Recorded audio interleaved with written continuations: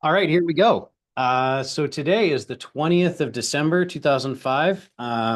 Wait, 2024. It's not 2025 yet. I can pause. My name is Chris Davies. I am a commercial real estate broker with Remax Commercial Capital. I also own apartments and develop apartments. Um, and nothing has created more phone calls for me in the past, I don't know, Nadeem, what, 3 years? When did MLI start? Than the incessant number of changes from CMHC. Um, so we're gonna just unpack them, right? And we're gonna go straight from the horse's mouth with Nadeem and his conversation with CMHC and with lenders. And we're gonna show you a couple things that I had never seen until just a couple of weeks ago. Um, we'll let you guys understand what the rules are today and where we think they're going to go in the future. And so I'll let Nadeem introduce himself. We've worked a lot with Nadeem and his team. They've done 200 plus files on MLI like this. Um, and honestly, one of the absolutely most knowledgeable people on the subject I know. So I want to make sure I get your other phone unmuted there so you got good audio. You okay? I'm good. Can you hear me okay? Yeah, there's a tiny bit of a delay, but that's not a big problem for me. Okay, fantastic. Thanks for the introduction, Chris. Great to be here. Nadeem Kashabji here. I'm president and founder of Greenbirch Capital. We're a commercial mortgage brokerage active across the country. We do a fair bit of CMHC, MLI Select financing, as Chris mentioned. We've financed just over 200 MLI Select files since the program launched, all of which I've been personally involved in. So excited to be here and looking forward to this conversation, Chris. I love it. Okay, well, we'll keep it really simple and really informal because that's just who I am. I always think about things as a purchaser, so I appreciate brevity. Um, the first thing that a lot of people ask is where do these changes come from? And I was going to get Nadeem to explain kind of like what that world is like as a mortgage broker. But a lot of people have never seen this document. This is not something Nadeem gave me. When we talk about like Nadeem's amazing article that we're going to walk through, when CMHC tells everybody that the rules have changed, um, it it is a different part of the world. It shows up on these special CMHC papers and it says protected only for distribution to CMHC approved lenders. And no one ever gives them to me except for occasionally one foolish person does. It is only like 2 or 3 pages. It's not a lot of detail. And then everybody gets left to this weird part of the world to figure out what the hell it all means. Um, there are a lot of different impacts for different people, but I talked to 6 mortgage brokers in a row one day and 2 lenders, and everybody had a different opinion. And I think one of the most important parts of that is a lot of borrowers don't realize that CMHC has the rules, but it's entirely up to the lenders to enforce them. You want to talk a little bit about what it's like when you get an advice and what that dynamic looks like? Yeah, for sure. So CMHC, you know what? I'm going to just switch to computer audio here so you can see I might need you to unmute me. There we go. Can you hear me?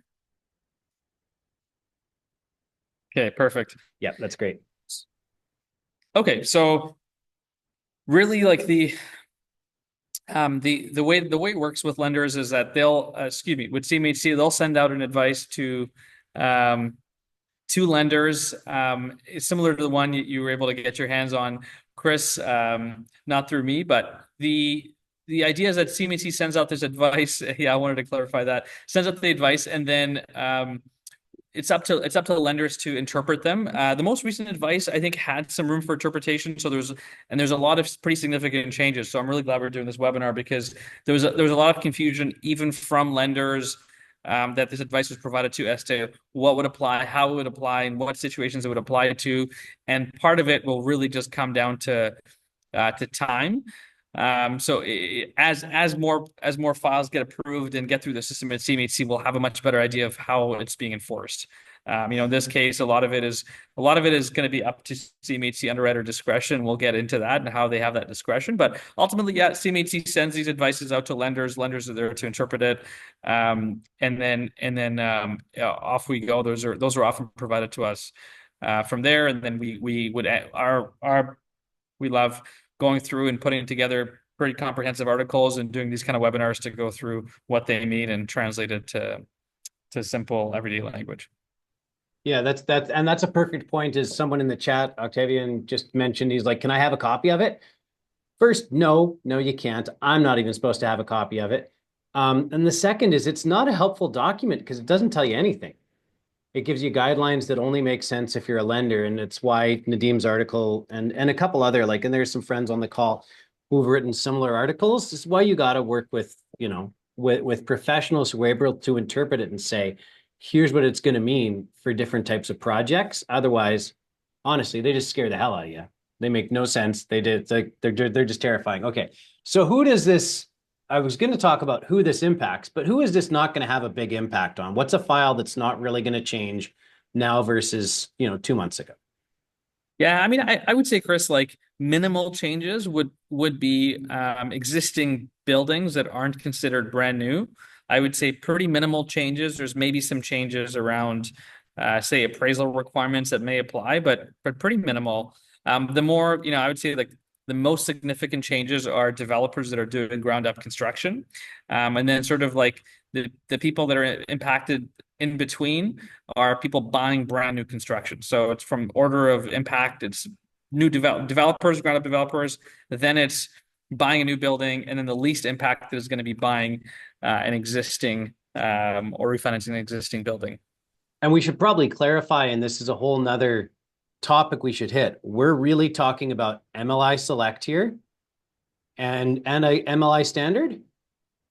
It's primarily MLI Select, I would say. Okay, that's but yeah, can also impact MLI Standard, which is already a more chill program. And for folks who don't know, CMHC has like a dozen programs, and I think we're going to see the apartment construction program play a bigger role here in the next, year or two. Not as big as those other programs, but it'll be something. Okay. So my normal folks who are buying a regular apartment building, like my 1968 walk-up 20 units, no real changes right now. You can get, 95% LTV, 50-year AMs, all that good stuff. And those programs are the same, at least with this advice. They're wildly different than they were a year ago. Okay. I'll put a small flag on this for a second. Part of the reason Nadeem and I wanted to talk about a bunch of these changes is because folks who are running around assuming that the loan now is different than the loan before are putting themselves at massive risk, my opinion. And I think the most substantial change in the whole thing, and this is Nadeem's article, which he just reposted on LinkedIn with these updates. No more warnings, right? Last year or at the start of the year, we had this heads up, we're gonna make this change in June, and 4,000 people applied. Now, no warnings. Here's the new rule. It's effective. We tell you about it, right?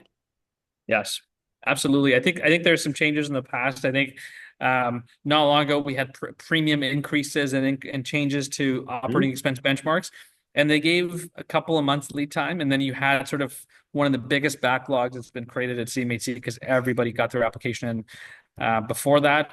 I think the previous round, CMHC provided 2 weeks. I think with the energy efficiency points change, and now they've gone to it's effective immediately, effectively. A lot of the applications were, even if your application's already been submitted to CMHC, it would, when the underwriter picks it up, they're now looking at it with a new lens that's different from what the rules were when you applied. So CMHC seems to be moving to this method of a more immediate impact. Yeah, well, and the program from day one was super generous, super easy to work with, and they keep having to scale it back and make it more similar to the standard product. Honestly, and in that mix, I mean, before we get into the details of what's in your article and what the changes mean, um, the people in the middle, if you're buying a pre-built from a builder, which is a great way to get in, and I think probably, comparable to folks buying a pre-built condo, I think it's a way better investment than that. It's not a given that you're going to walk through the door with 5% down, even if that's what's on your COI. And it's, you'll get to the holdback issue. It's the number one issue. If you're in Calgary and your rents aren't there that were in your appraisal, your loan's getting cut. And if they think the market is overbuilt, your loan's getting cut. And right until it's full and operating well, you're getting held back. Developers have always had to deal with the possibility that things cost more or they take longer or you're not getting the financing you think you are. I think my MLI perspective has always been that it's encouraged people to develop who don't have the experience, the horsepower, the risk tolerance to do it because it seemed like you were just buying another one and it's not. Development is hard and lots of people have lost their shirt in it. And I want people to become good developers and good investors. I want them to do it in a risk conscious way because, you and I've both been screwed on deals and it's no fun at all losing money. Yeah. Okay.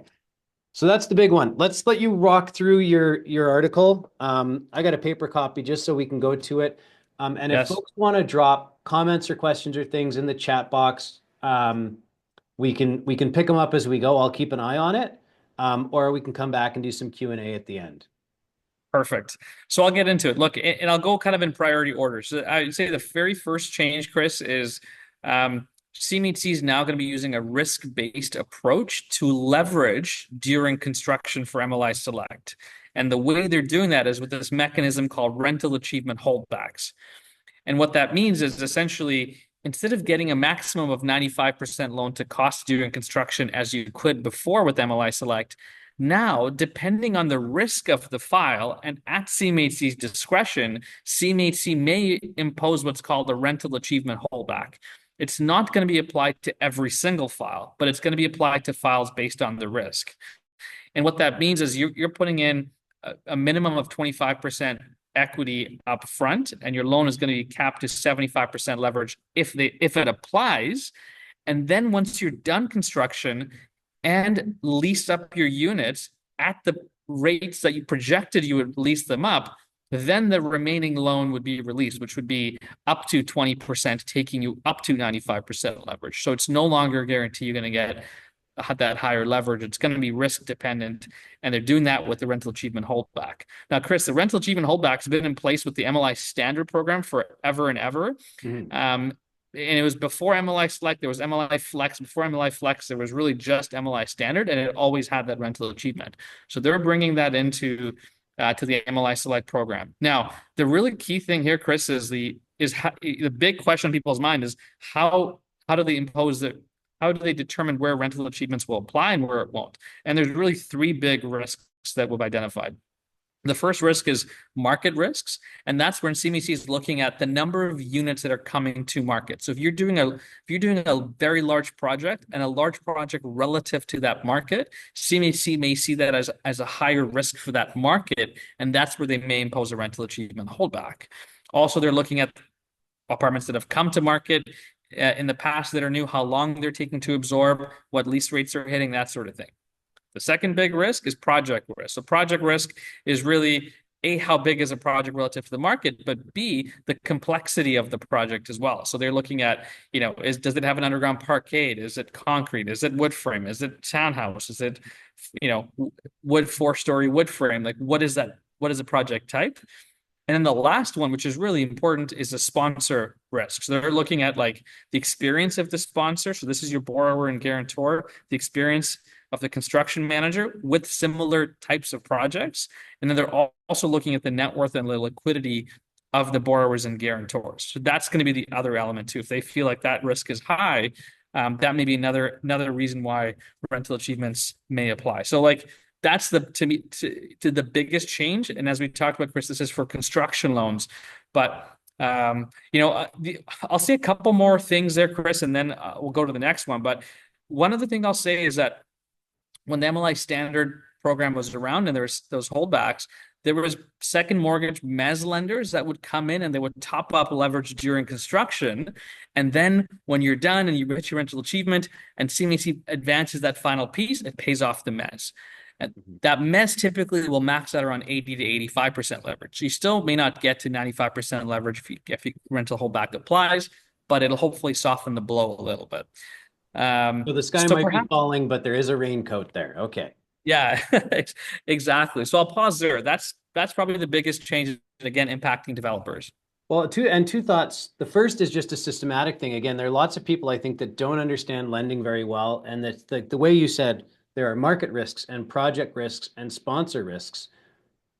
CMHC and all lenders really, every single part of a project is just defined in terms of risk. I mean, the insurance industry too. Your building is literally called a risk, and until you start to think of it the way a lender does, which is it's all risk. You have to answer the questions preemptively, so there is less risk on your risk.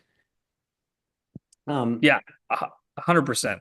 Yeah. 100%. And I would say, Chris, like kind of to your earlier point about working with professionals that know what they're doing, to me, this means it's more important than ever to work with the right professionals. So that includes your realtor, your agent that can help connect you with the right people and help bring everything together, but also the mortgage person you're working with as well. Because now when there's so much more at CMHC's discretion, you need someone to really hone in on the market, look at the feasibility, make sure there's a strong case to CMHC as to why they shouldn't apply rental achievement holdback. Same thing with the project and the experience, and build that really good case. And then the same thing with this liquidity and the net worth to pull that together. And you can look at advice where someone like me might tell you, you know what, if you brought on another guarantor here, we're really going to minimize your risk of a rental achievement holdback. And so structuring your application correctly with the right people is more important now than ever before. Yeah, and articulating the experience, the sponsor, and all that stuff. Like, I mean, on our own developments, I'm a development manager. I have not yet bothered to articulate the experience we bring to the project. And now I know it's important. I want to split one of the biggest, I guess, divides in the development we see right now is folks who are doing like walk-up or large townhouse project versus infill.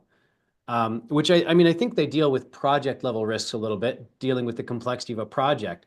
But I've always struggled to figure out why we worry about overbuild and infill when we're struggling to do like, 80 units in a couple of months, whereas someone will drop, 200 unit buildings on all four corners and drop 800 units in the time it takes to sneeze here. Do you think, I mean, have you seen any of your files have rental achievement holdbacks applied yet by the Look, lenders or CMHC? knock on wood, we're 2 for 2 so far. Okay. We had a $10 million project in Calgary that rental achievement holdback wasn't applied to. It was a strong sponsor that had done this type of project many times before. It's in a major market in Calgary as an example. So those market project and the construction was relatively simple, stacked townhouse style. So we didn't have a rental achievement holdback there, and then we had another 8-unit development in Edmonton. Didn't have a rental achievement holdback there either. So we're 2 for 2, but like in discussions with my colleagues around the country, I would say maybe 50, 60, 70% of applications in that range are having rental achievement holdbacks apply. So it's pretty significant That's in not terms of how small. often they apply. Yeah. And that's a fact, like that's a new thing since we talked about this originally a week ago. Like Luke and I want to do a lot more conversations like this with yourself and with direct lenders and all sorts of folks. It is evolving incredibly rapidly. And when a project takes 12 to 24 months to complete, the ground will shift under your feet as we go. Okay. Yeah. I love it. Okay. What's next on your list? All right. So the next big one is if you're buying a newly constructed building, and I think I know there's some people on this call that this is really important for. So if you're buying a newly constructed building, CMHC is imposing what, again, at their discretion, depending on the risk of the file, what's called effective gross income attainment, or EGI attainment for short.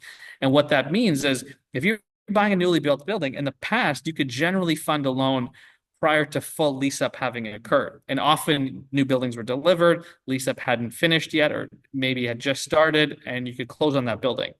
Now, depending on the risk of the file, CMHC may need you to wait for the full lease up to occur before the loan can fund, depending on the risk of the file.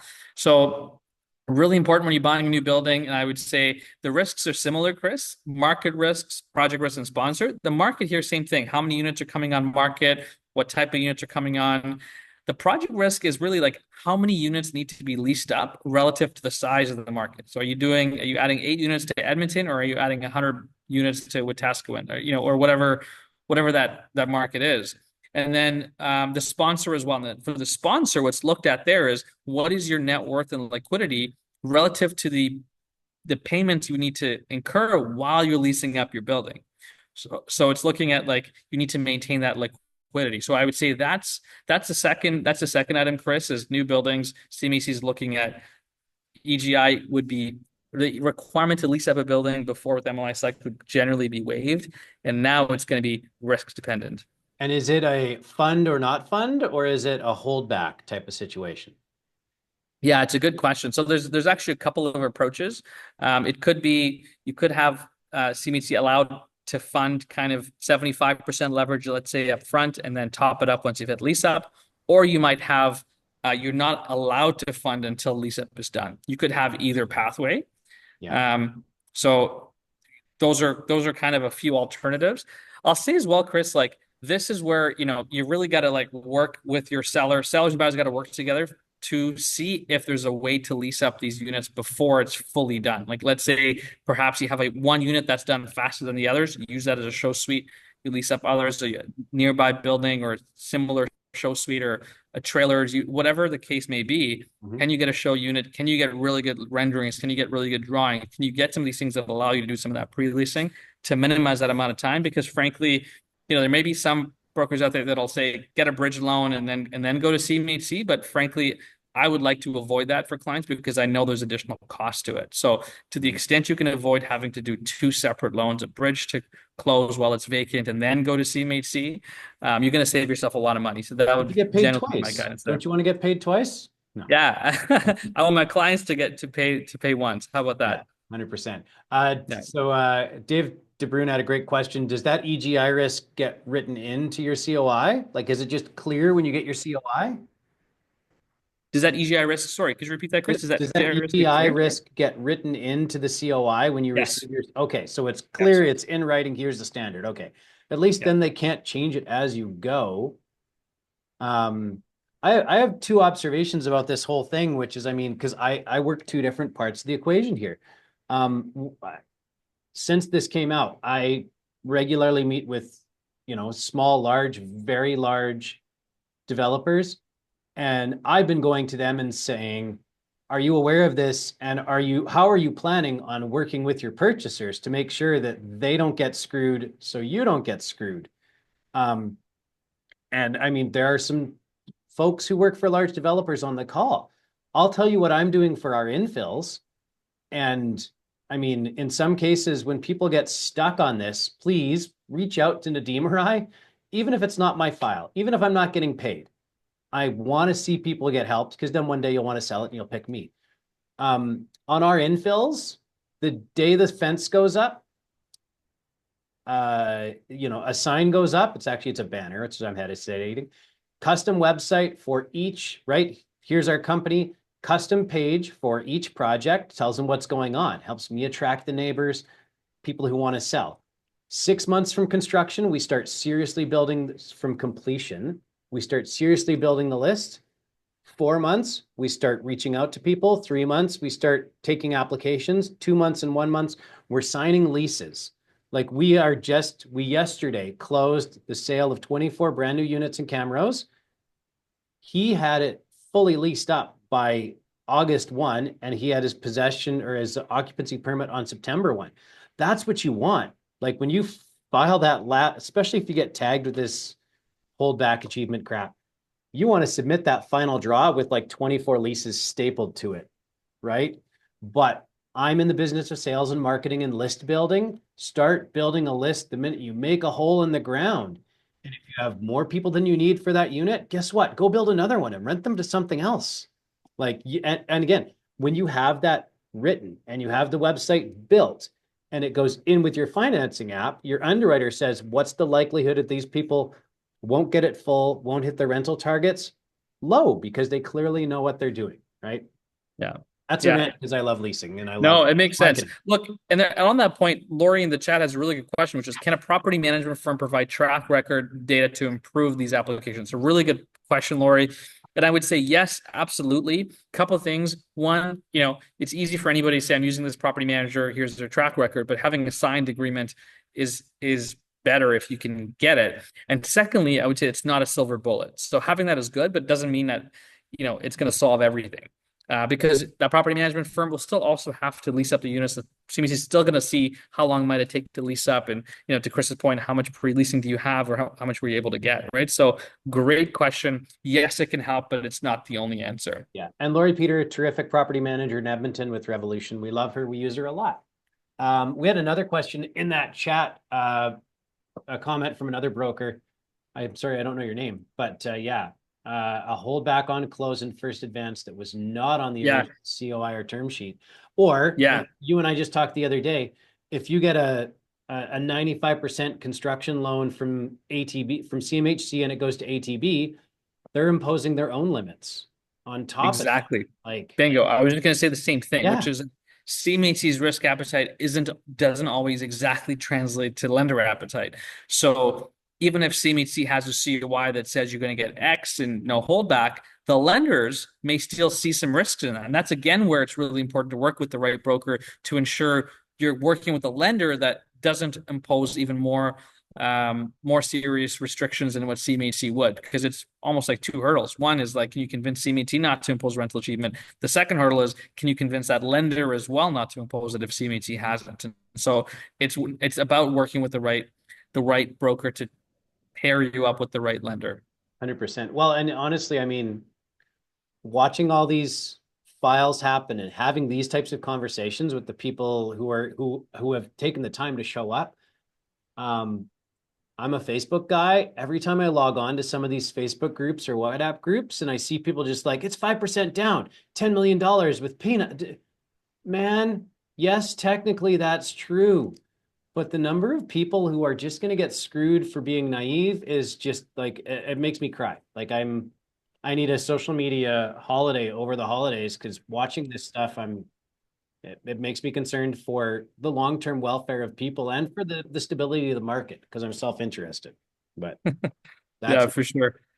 For sure. And look, I'll go on to the next thing, Chris, is, back to construction projects, bonding requirements. So this is really important. Bonding was generally, I would say, like, it sometimes came up on CMHC construction applications where you had to get bonding 50% for materials and labor, 50% for performance. And bonding, for people that are not familiar with it, is essentially, it's a type of insurance that ensures in the event of a default that there's some comfort that work, materials, labor, performance, etc., will get done, and that provides extra security to a lender or to an insurer like CMHC. But it comes with a cost, and so the CMHC would often allow bonding to be waived, and they would do that by telling the lender could waive that requirement if they were comfortable with the sub trades, reputation, track record, the quantity surveyor signed off on it. And all of that. But what's happening now is that CMHC is saying, hey, look, bonding will generally be required, but they've also provided some additional benefit, which is that it won't just be bonding or not bonding. If bonding doesn't work for whatever reason, they've provided some alternatives, which is an irrevocable letter of credit from a lender, collateral security, which effectively is, a different real estate asset in first or second mortgage position. You can go up to 75% leverage. And finally, you can also just reduce the construction loan amount. And all three of those mitigants would be 10% of the hard cost. So you can get a letter of credit for 10% of the hard cost, collateral security for 10% of the hard cost, a reduction in the loan amount by 10% of hard cost, or you get bonding. Now, in certain situations, you might actually not require any of those for strong enough applications. We had an application recently approved that didn't have any bonding requirement or an alternative to bonding either. In fact, we had two. So again, it's risk dependent, and it's risk dependent on same three risks I would say as a construction risk. It's sponsor risk, project risk, market risk. Particularly, I would say project and sponsor more than market for bonding is what's the experience of the sponsor, what's the experience of the construction manager, what's the financial strength of the borrower, and that'll give CMHC an idea of whether bonding should be imposed or not. And in case you're not sure, CMHC can stack it. They can impose a rental achievement and bonding or an alternative to it. They can actually do both if they find the risk is high enough. So again, impacts new construction more than existing buildings, but a really important change. Well, and I think there's a little carve out in there that says, less likely to be required under 24 units where the complexity is low, where the project risk is lower.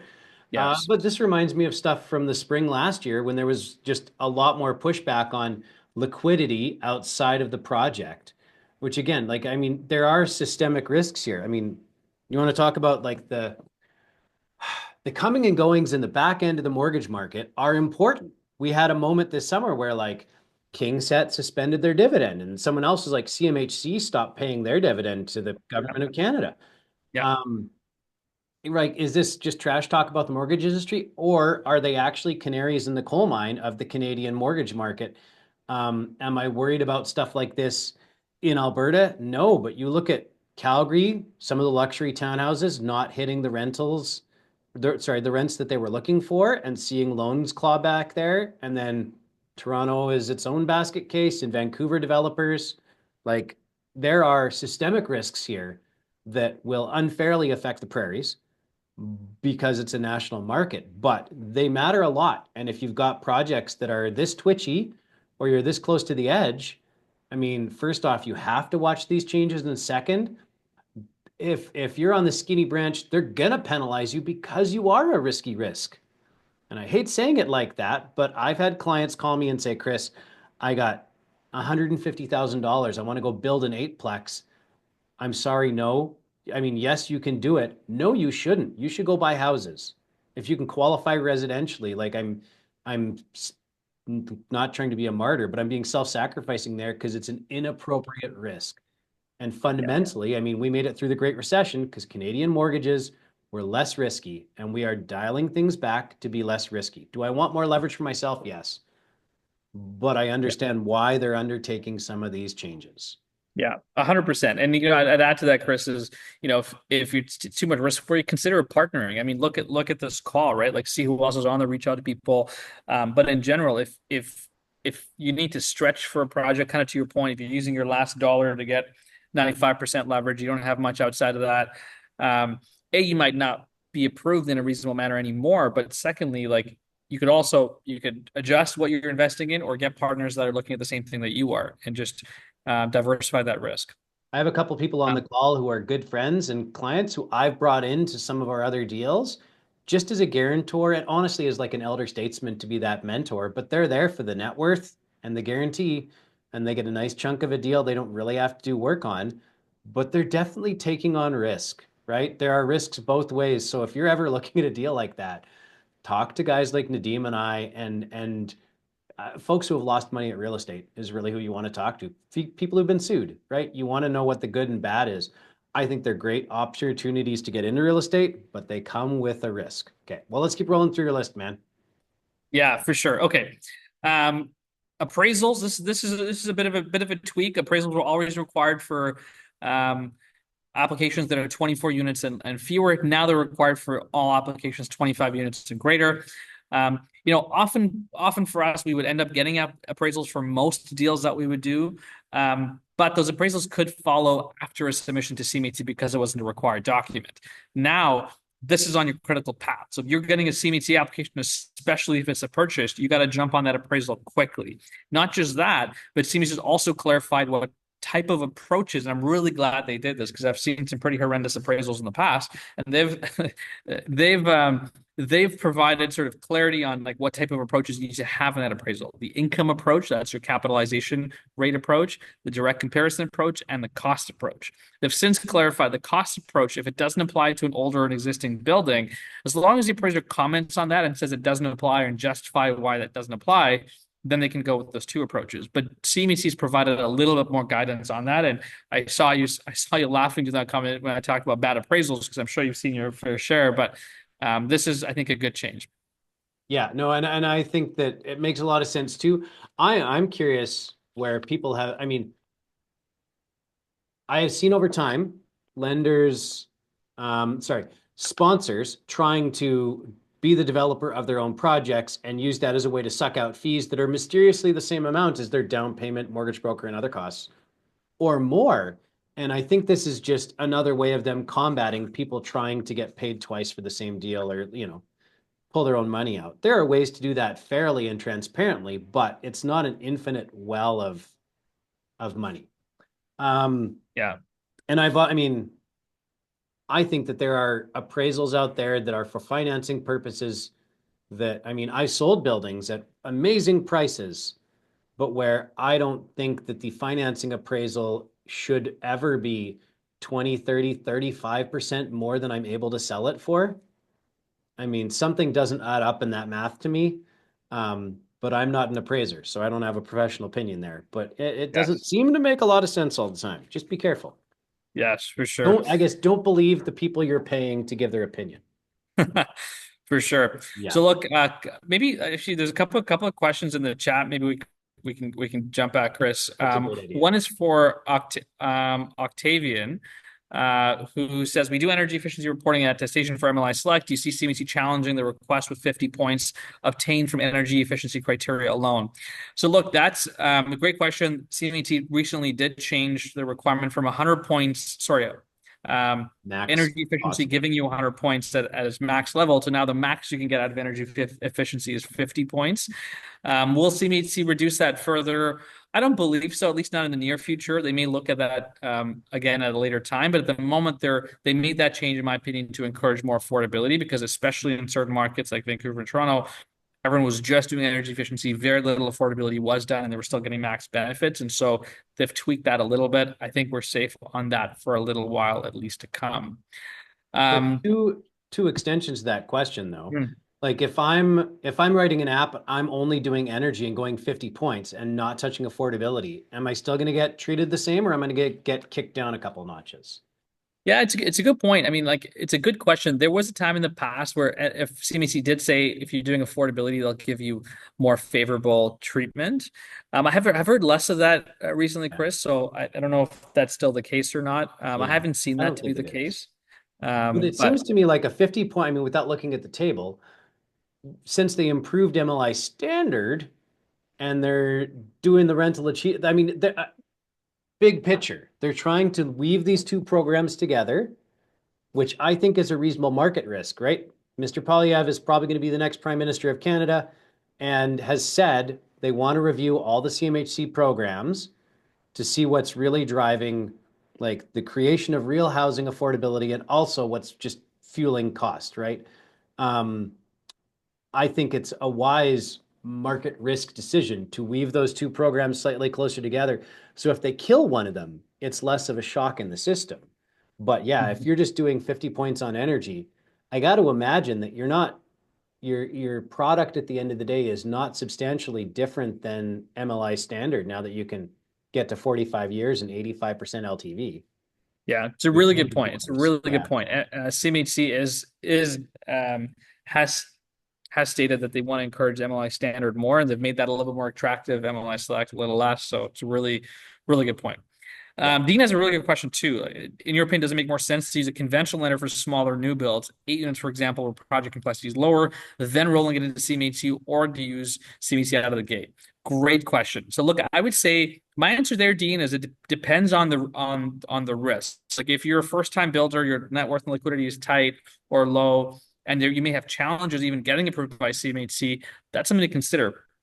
But if you do go to CMHC off the bat, you get some advice from a mortgage broker that's done this before that says, yeah, you have a good chance of being approved or not having a rental achievement holdback or not requiring bonding, et cetera, then you're going to save a lot in terms of interest rates. You're going to save a lot in terms of fees. And when you're done, if you intend to keep the property and are going to CMHC anyway, kind of to Chris's early point, you're not paying 2 rounds of fees. With CMHC, it's nice for construction. It can then just convert it into a term loan and you're not paying another round of fees all over again. So it's Great question, Dean. Case dependent, depending on the risk of the file, but you can save a lot of money if you're doing it with CMHC all the way through, especially if your intent is to keep that building after. It's my opinion. Yeah, and if it Um, works, it's still great. If it doesn't work, it's not bad, but it's kind of similar. If you can just go conventional, it's simpler, it's faster, it's easier. But mhm. if you want to push the leverage up, there's nothing wrong with that and save on fees. The big hurdle, the difference is you got to knock the house down, Yeah, right? That's the biggest yeah, difference. If you can afford to knock the house down, go CMHC and see what happens. If you yeah, can't, just go conventional and put the extra down. yeah. Yeah. Great point. And that's one of those things, again, use the right advisor to walk through all these options and then make the right decision. Joel has a good question. We hear CMHC will update affordable rents for MLI Select. Any word on that? That's a great question, Joel. I've heard that rumor a number of times. We actually heard it might have been one of the changes that were going to be announced, and it hasn't yet. If and when it does, if CMHC, to be clear, question is, will CMHC update the median renter incomes upon which MLI Select affordability criteria is based on? And likely, if they update it, it's going to go higher, but they haven't yet. I've been hearing rumors about it for a while. It hasn't yet come in. I've also been hearing that CMHC is going to try and limit the rounds of changes to being twice a year. So you may not have sort of the frequent roll of changes every month or two out of nowhere. You're going to have more consistent periods. So if it does come, Joel, we may be waiting a few months for it. Well, and I think that Great ties question. into it Mhm. ties into Ian's questions. I mean, the current median affordable renter data is from the 2019 census. It would make sense that the 24 census has new data, but Ian commented that for the apartment construction loan program, they're using a different metric. They're using household income. Until MLI came along, I didn't know they tracked median renter income. I didn't know that was a thing. So, I mean, they got to work in better data. A place like Red Deer in particular was empty in 2019. It makes no sense to do MLI affordability in Red Deer because the number is so low because of one economic blip. So you do have to pick a number you can update routinely. But let's Yeah. keep rolling through some of your other things. All right. So I would say like the next one I'll sort of jump to is like the commitment to insure. So, you know, basically what CMHC has, call it lender designations and commitment to insure. So on September 3rd, CMHC has added, made a change to basically mean that applications for CMHC insurance had to come from lenders. And so the brokerage process changed in that you now would choose a lender up front, and then that lender applies to CMHC. Okay. And this is, I think, a good change because there's a lot of bad actors out there that were pushing applications into CMHC that didn't know what they were doing and didn't do a very good job of it. And now having to choose a lender first, you have certainty of what you're doing and what type of loan you're getting and what the profile of the lender. And what's good is the better brokerages that are able to integrate with these lenders, such that the lender is still reviewing and approving the file before it's sent into CMHC. But for the better brokerages, these lenders are using brokerage packages, and once it's underwritten and approved, they're able to send those packages into CMHC. So it's happening a lot faster. And so I would say that was one of the changes that were announced previously. But what CMHC clarified now is there are some groups out there that do both lending and brokerage. And what they've clarified is that you can't do both. You can't apply to CMHC as a lender, and then when you get the certificate of insurance, turn around and become a broker and then broker that application, which is a great change because it levels the playing field, Chris. Now, different brokerages have to do the same thing, which is choose a lender first and then have that lender send the application to the CMHC. And if you're a better brokerage and integrated well with these lenders, they can use your application to send in, of course, assuming they've vetted it and approved it. So I think that's a really good change in the market, and it's good to be able to have the right risk. One of the early questions, Chris was like, oh, CMHC approved it, but the lender didn't after the fact, right? So this is really good as upfront, you're able to be able to figure that out. And then I would say commitment to insure. Similarly, if one lender is applying to CMHC for a loan, CMHC wants lenders to generally commit to insuring those loans. There's sort of a rough threshold of it. 80% of the loans that they submit to CMHC, the lender should be funding. CMHC hasn't confirmed that exact number, but that's sort of the rough rule of thumb that we've heard in the market. So again, new process, have to get used to, but I think generally a good change in the market. It's going to increase transparency for borrowers too, so it's not confusing where you have a lender that's also a broker that's might also be using another lender's capital and putting it on their letterhead. There's a lot of that sort of stuff going Yeah. around. And I think this is good for consumers overall, Chris. Well, and it reminds me a lot of, as a broker, lots of people come to me and say, can you sell my project? And if you start it with CMHC construction debt, you're going to term. It is incredibly hard to come in and say, you know what, we're going to can it and we're going to go to new financing. They sure won't do it with the same sponsor. If you sell it, you might be able to do it once or twice to can it then and bring a new buyer in and they take it over, but it's hard to do. So CMHC is really, at the end of the day, it's a political animal, yes, but they're looking to create more affordable housing, more rental housing. And, if you come in and, build it, put a new term loan on it, even if you build conventional, drop new CMHC on it, and then sell it to Nadeem and replace your covenants. If you do that repeatedly, you are going to get red flagged as a borrower. They want to see sponsors build it, rent it, run it, go, and then sell it or refi, right? Yeah, Don't want you changing horses in absolutely. the middle of the stream. Absolutely. And I'll add a note to that too, Chris, is, if you're selling a building that say you built, if a buyer can assume your certificate of insurance, that's great, because when someone assumes that financing, they'll assume the requirements with that financing. So if there's an affordability requirement, they're assuming that as well. And that's generally okay. The challenge is if you build with CMHC financing and you sell it to somebody that doesn't assume that mortgage, that's where you can really start risking your reputation with CMHC. And it's something I'd advise people to think carefully about it. Every circumstance is different, but plan to build to sell, sorry, to build to keep if you're using MLI Select financing. And if you do have to sell it, someone can assume the financing. If someone's not assuming it, you have some risks there. Let's ask something that's outside the scope of your article and the current set of changes, because I get this question way too often, and I'd like to hear it from your mouth instead.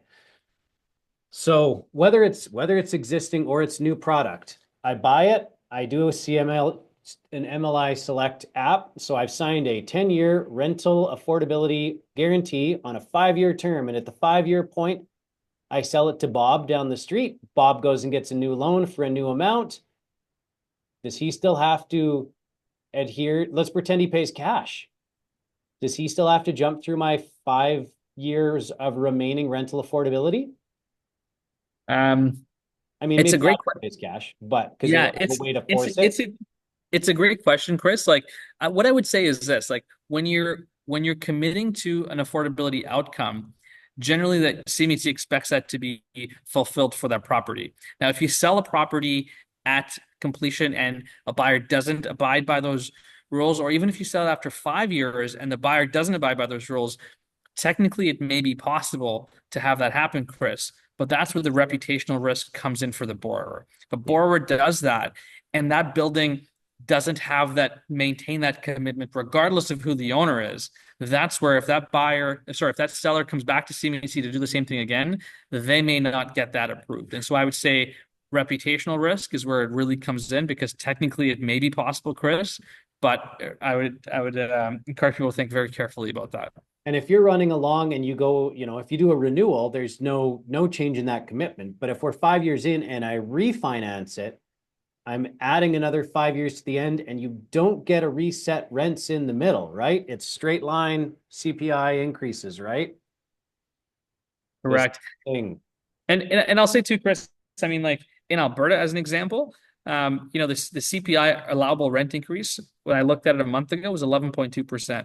Yeah. So, it's not exceptionally restrictive at the moment. And I would really encourage people to just think about the spirit of the program, and if they intend to do it more, really important to I'm keep finally that. getting people come to me with loans that have been on the books for a while and say, can I sell this? Or how much do I need to move rents by? And I was like, yes, but if you want to sell at the 5, 7, 8-year mark, you have a significant gap to market if you've not been on top of your rent increases. And a borrower or a buyer is not going to pay that big gap. Like Ian says, it should be eventually registered on title. Yeah. And these affordability things are a pain in the butt for your manager to take care of also. Like, I grew up in the management industry. This is a lot of paperwork. I mean, it's the federal government. There's a lot of paperwork. Yes, I'll say, like, IO has a great question, which is, can you comment on how these changes may impact timelines for application? So here's a piece of great news. given some of these changes and the fact that they applied right away, we don't have that big backlog. And CMHC, to their credit, has worked through a lot of big backlog that's been there before in the past. And so I would say CMHC applications are starting to come through much faster than they have been in the past. I think we're under Inside of 500 apps right now. And at the peak before, we were over 4,000 apps. So yeah, we're seeing, my stuff that we're working on, we're seeing underwriters pick stuff up in 2-3 weeks. Yeah, as same. opposed to 2-3 months. Yeah. And I would say, like, just remember, there's not one big CMHC queue. There's different CMHC queues depending on the risk of the file, or I wouldn't say risk, sorry, the complexity of the file and the size of it. So larger applications, construction applications, especially for larger ones, are in different queues that may take, in the past, have taken longer. So just let's keep that in mind. Yeah, so Trevor has a question. Can we find the CPI rent increases for locations across the country? I got a pretty handy link. I'll just pop into the chat here for that. And it's basically rented accommodation is what the CPI is for the previous 12 months. And I'll send that in the chat, and hopefully that's helpful. It's helpful to you. I feel like it'd be great to do a webinar specifically for property managers and owner operators, because it is a never-ending target, and I help other people set up their management companies and organize systems and things. It's just as a kid who was a data punch for a long time, it's a nightmare trying to figure all the things out. Yeah, and I think Lori is a great point, which is learning when we pull CPI to apply to increases is dependent on the lender currently. So I expect that to continue, Lori, which is each lender is, for example, some will say the most recent 12-month period. Some lenders will say apply the CPI increase for the previous calendar year. So it'll be different by lender. So it's always important to check. And I don't envy property managers in this market for having to keep up with that, because I think you're right, Chris. There's quite a bit to keep up with that. Well, small good news though. Like, what happens if I blow it? If I go to 1,300 instead of 1,221, what happens to me? The lender yells, not really. And I have to they'll say, hey, that rent should have been 1,221. So give the tenant their money back. Oh, okay. Have your $71 back. There you go. Right. I mean, I've seen it happen to a couple people. You try your best and you can ask for forgiveness. It's not like it's a well-intentioned error is not necessarily going to go void your COI and kill your loan. But, you do have to try to adhere to the process. And when you get someone like Lori who's paying attention to the when, you're going to be a lot closer to getting it right. Yeah, for sure. And I would say as well, Chris, like, just to close off, there's probably like just a couple of other changes that I haven't mentioned. They're more minor, but I'll touch on them quickly. One is the accessibility criteria has changed. In other words, like it's become more current, and which generally will mean that it's less it's a little harder to qualify for accessibility because it's been made more current and their standards are a little higher. The other one I'll touch on is CMHC is becoming a little bit more a little easier to do, like a little easier to work with when it comes to environmental contamination. So they are actually approving files that have that contamination up front, but they're putting the requirement on the lender to ensure that the loan doesn't actually advance until the contamination is clear, but at least they're approving the application and reviewing it. So they're not waiting for the facade to be fully clear, then you apply, and then it sort of delays the whole process. So that's, I would say, is a really positive change there. Those are probably probably the rounds out that list for us, Chris. And I think it impacts relatively few people, but when it does, it's significant. I mean, I would love to see a lot more affordable rentals, and I do a lot of work for non-market housing providers where that's an important part of the population that they serve. I would, and we closed just 2 weeks ago, the first like properly contaminated site that I've ever closed. Like, indemnification was not enough. It was properly contaminated. We've seen a lot more phase twos than I have in any other time in my career. I think sometimes it's the standards are higher or the awareness is higher, but we're back to doing infill in areas where there's a long history of other business happening. And even then, I mean, with infill, lots of people don't bother doing phase ones up front or even talking to an engineer or a site assessor until they go to fund. you're like 18 months into a project and you realize you're across the back alley from an old dry cleaner. You know what? You could have called the guy and spent 5 minutes on Google Maps and realized you had a problem. Like it's not, it's actually not even that hard. I should another webinar. We should get some people and be like, here's the field guide to figuring out if you might have a problem. Are you in a central business district? Ask more questions. Are you in an empty field? Less of a problem. I Yeah. get it. Okay. And then I think to close up, you touched on the ACLP program, Chris, like the Apartment Construction Loan Program, which you mentioned may start to become a little bit more popular. And I agree. I think that's one that may start to be a little bit more popular. And I would say, real quick, some of the changes to that program that CMHC has made. I'll see if I can just pull it up here. I mean, one change is that program is now it's being extended, and right now it was ending in 2027, 2028. Now it's being extended to 2032. There's more eligibility for that program. It includes on and off campus housing. It includes independent seniors housing. They've removed the minimum requirements related to accessibility and energy efficiency, which were there before. They used to have to do energy and accessibility and affordability. Now they removed the minimum requirements for accessibility and energy. They've changed the point system a little bit. And they've introduced the frequent builder initiative for established housing providers. And then there's a couple of set-asides for building apartments above existing shops and building apartments using prefabricated or innovative housing techniques. So those are changes to the ACLP, Chris, but for people that aren't familiar with that program, I would say it's basically direct lending from CMHC, and it's a competitive process. So it's not a guarantee you'd be approved. CMHC is going to look at all the applications that are there, and they're going to look at where are the deepest social outcomes, and that's what they're going to allocate money to. In the past, they were prioritizing certain markets like the Greater Vancouver area and Greater Toronto area for that program. So I would say, and what I've heard is that allocation for 2025 is almost done, and we're actually looking at 2026 pool of capital for that. So it's a whole different world, direct lending. It's definitely some big advantages in terms of leverage and in terms of interest rates, Chris, but it's harder to access. And I would say your social outcomes have to be deeper. You tend to have to provide deeper affordability and more of it for longer.